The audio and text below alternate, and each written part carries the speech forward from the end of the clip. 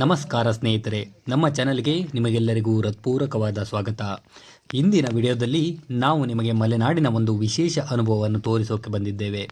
ಸಾಮಾನ್ಯವಾಗಿ ನದಿ, ಕೆರೆ ಅಥವಾ ಹೊಳೆಯಲ್ಲಿ ಮೀನು ಹಿಡಿಯೋದು ಎಲ್ಲರೂ ನೋಡಿರ್ತೀರಿ.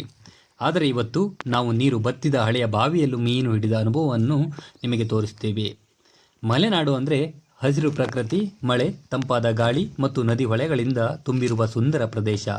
ಆದರೆ ಬೇಸಿಗೆ ಕಾಲದಲ್ಲಿ ಕೆಲವೆಡೆ ನೀರಿನ ಮಟ್ಟ ಕಡಿಮೆಯಾಗುತ್ತದೆ. ನಮ್ಮ ಹಳ್ಳಿಯ ಹತ್ತಿರವೂ ಒಂದು ಹಳೆಯ ಬಾವಿ ಇದೆ. ವರ್ಷಗಳ ಹಿಂದೆ ಇದರಲ್ಲಿ ತುಂಬ ನೀರು ಇರುತ್ತಿತ್ತು. ಆದರೆ ಈಗ ಬೇಸಿಗೆಯಲ್ಲಿ ನೀರು ಬಹಳ ಕಡಿಮೆ ಆಗುತ್ತದೆ. ಒಂದು ದಿನ ನಾವು ಆ ಬಾವಿಯ ಬಳಿ ಹೋದಾಗ ಒಳಗೆ ನೋಡಿದರೆ ಸ್ವಲ್ಪ ಮಾತ್ರ ನೀರಿತ್ತು. ಆದರೆ ಆಶ್ಚರ್ಯ ಏನಂದರೆ ಆ ಬಾವಿಯಲ್ಲಿ ಇನ್ನೂ ಮೀನುಗಳು ಬದುಕುತ್ತಿದ್ವು. ನೀರು ಕಡಿಮೆ ಆದರೂ ಅವು ಮಣ್ಣಿನೊಳಗೆ ಅಡಗಿ ಬದುಕುತ್ತಿದ್ವು. ಇದು ನಮಗೆ ತುಂಬ ಕುತೂಹಲ ಹುಟ್ಟಿಸಿತು. ಆಮೇಲೆ ನಾವು ಮೀನು ಹಿಡಿಯೋಕೆ ತಯಾರಿ ಮಾಡಿಕೊಂಡ್ವಿ. ನಾವು ಯಾವ ದೊಡ್ಡ ಸಾಧನಗಳನ್ನು ಬಳಸಲಿಲ್ಲ. ಸರಳವಾಗಿ ಕೈಯಿಂದ ಮತ್ತು ಸಣ್ಣ ಉಪಕರಣಗಳಿಂದ ಮಣ್ಣನ್ನು ತೋಡುತ್ತಾ ಮೀನುಗಳನ್ನು ಹುಡುಕಲು ಶುರು ಮಾಡಿದೆವು. ಬಾವಿಗೆ ಇಳಿಯುವಾಗ ತುಂಬ ಜಾಗ್ರತೆಯಿಂದ ಇಳಿಯಬೇಕು, ಏಕೆಂದರೆ ಮಣ್ಣು ಜಾರುವ ಸಾಧ್ಯತೆ ಹೆಚ್ಚಾಗಿರುತ್ತದೆ.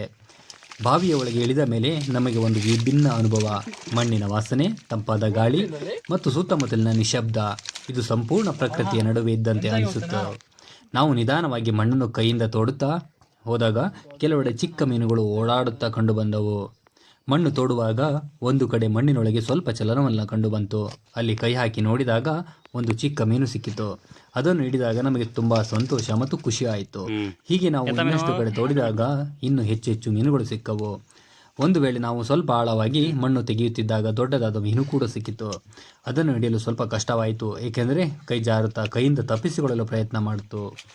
ಆದರೂ ಕೊನೆಗೆ ನಾವು ಅವನ್ನು ಹಿಡಿದ್ವಿ.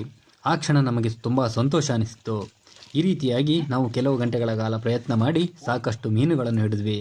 ಪ್ರಕೃತಿಯ ಜೊತೆಗಿನ ಒಂದು ಅನುಭವ, ನೀರು ಇಲ್ಲದ ಪರಿಸ್ಥಿತಿಯಲ್ಲೂ ಜೀವಿಗಳು ಹೇಗೆ ಬದುಕುತ್ತವೆ ಅನ್ನೋದಕ್ಕೆ ಇದು ಒಂದು ತುಂಬ ಉತ್ತಮ ಉದಾಹರಣೆ. ಮಲೆನಾಡಿನ ಈ ರೀತಿಯ ಅನುಭವಗಳು ನಮ್ಮನ್ನು ಪ್ರಕೃತಿಗೆ ಇನ್ನಷ್ಟು ಹತ್ತಿರ ಮಾಡುತ್ತವೆ.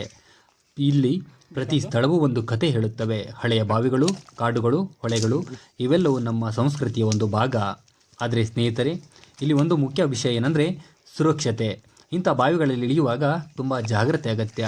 ಇದರಲ್ಲಿ ಮಣ್ಣು ಜಾರಿ ಬೀಳಬಹುದು, ಒಳಗೆ ಆಮ್ಲಜನಕದ ಕಡಿಮೆ ಇರಬಹುದು. ಆದ್ದರಿಂದ ಯಾವಾಗಲೂ ಒಬ್ಬರೇ ಹೋಗಬೇಡಿ ಮತ್ತು ಹಿರಿಯರ ಜೊತೆ ಹೋಗುವುದು ಉತ್ತಮ. ಕೊನೆಗೆ ನಾವು ಹಿಡಿದ ಮೀನುಗಳನ್ನು ಮನೆಗೆ ತಂದು ರಿಲೇಷನ್ಗೆಲ್ಲ ಹಂಚಿದ್ವಿ. ಎಲ್ಲರೂ ಸಾಂಪ್ರದಾಯಿಕವಾಗಿ ಮೀನೂಟ ಮಾಡಿಕೊಂಡ್ವಿ. ಆ ಊಟದ ರುಚಿ ಇನ್ನೂ ಮನಸ್ಸಿನಲ್ಲಿ ಉಳಿದಿದೆ, ಏಕೆಂದರೆ ಅದು ನಮ್ಮ ಕೈಯಿಂದ ಹಿಡಿದ ಮೀನಲ್ವೇ. ಈ ವಿಡಿಯೋ ಇಷ್ಟ ಆದರೆ ಲೈಕ್ ಮಾಡಿ ಮತ್ತು ಶೇರ್ ಮಾಡಿ. ನೋಡಿ ಹೇಗೆ ಮೀನು ಹಿಡಿದ್ವಿ ಅಂತ ಮುಂದೆ ನೀವು ನೋಡಿ, ಮುಂದೆ ಗೊತ್ತಾಗುತ್ತೆ.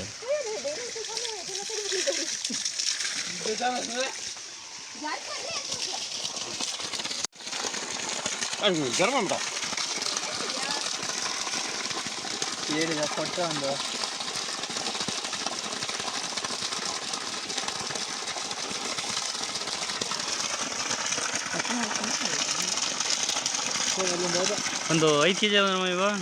ಹಾಂ, 5 kg ಇದ್ದ ಜಾಸ್ತಿ.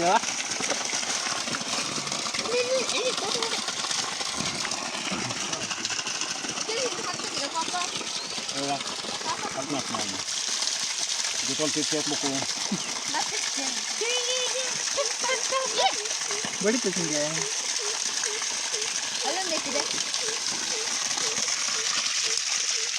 ಇಲ್ಲ ಮಕ್ಕಳು ನೋಡಬೇಕು. ಸರಿ ಕರ್ತಿಲ್ಲ.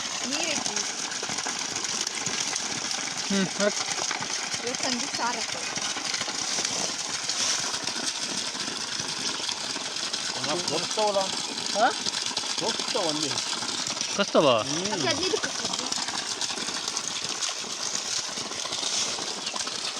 ನೀರಾವೇ ಹೋಯ್ತು ಒಂದಿಲ್ಲ. ಒಂದು ಸೇರಿದೆ ಅಷ್ಟೇ ಬಿಟ್ಟರೆ ನೋಡಿ.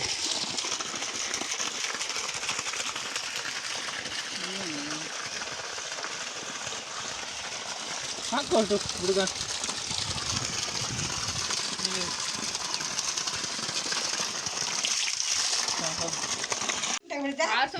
ಮನೆಗಿದ್ದು ಎತ್ಕೊಡ್ತೈತಿ.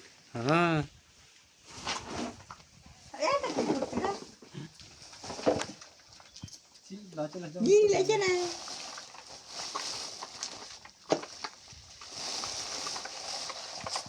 ಹೋಗ ಈಗ